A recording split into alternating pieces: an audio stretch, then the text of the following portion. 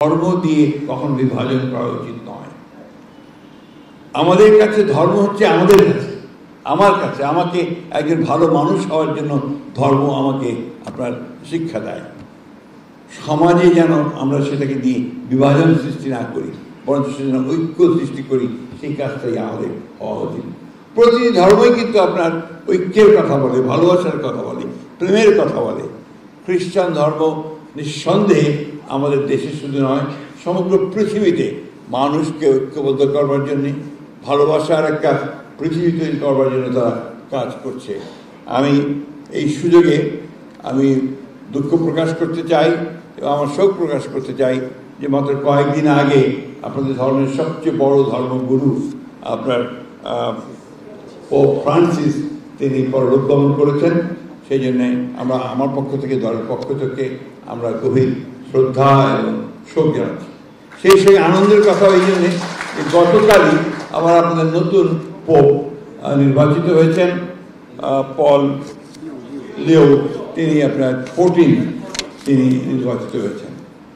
আমরা আশা করব যে তার নেতৃত্বে আপনাদের খ্রিস্টান ধর্ম আরও সামনের দিকে এগিয়ে যাবে।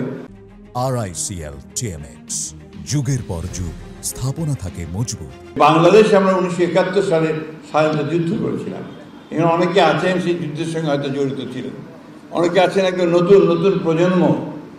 সেই সময়ের যে অসাধারণ একটা ভ্রাতৃত্ব ঐক্য নিয়ে আমরা যুদ্ধ করেছিলাম স্বাধীনতার জন্য, সেই বোধ, সেই চেতনা, সেই ঐক্যকে যেন আমরা অটুট রাখতে পারি।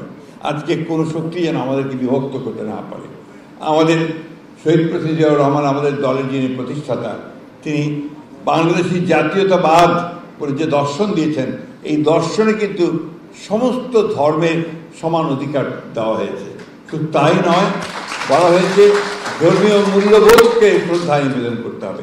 আমাদের নেত্রী দেশনেত্রী বেগম খালেদা জিয়া কি একইভাবে, কেউ সংখ্যালঘু কথাটা বললেই তিনি রেগে যেতেন, বলতে সংখ্যালঘু বলতে বাংলাদেশে কিছু নেই, এখানে সবাই বাংলাদেশি, এই কথাটি আমাদেরকে জোর করে বলতে হবে। আজকে আমরা একটা সংকটময় মুহূর্ত পার হচ্ছি। গণতন্ত্র আমরা চাই, সবাই চাই, এবং এই গণতন্ত্রকে প্রতিষ্ঠা করবার জন্য আমরা লড়াই করেছি।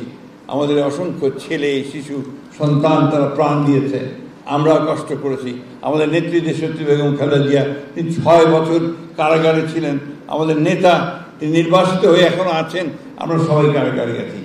একটিমাত্র উদ্দেশ্য যে আমরা একটা গণতান্ত্রিক সমাজ ব্যবস্থা চাই, আমরা একটা রাষ্ট্র চাই যেখানে সবাই সবার কথা বলতে পারবে, সমান অধিকার থাকবে, এবং সে তার ভোট দিয়ে তার প্রতিনিধি নির্বাচিত করতে পারবে।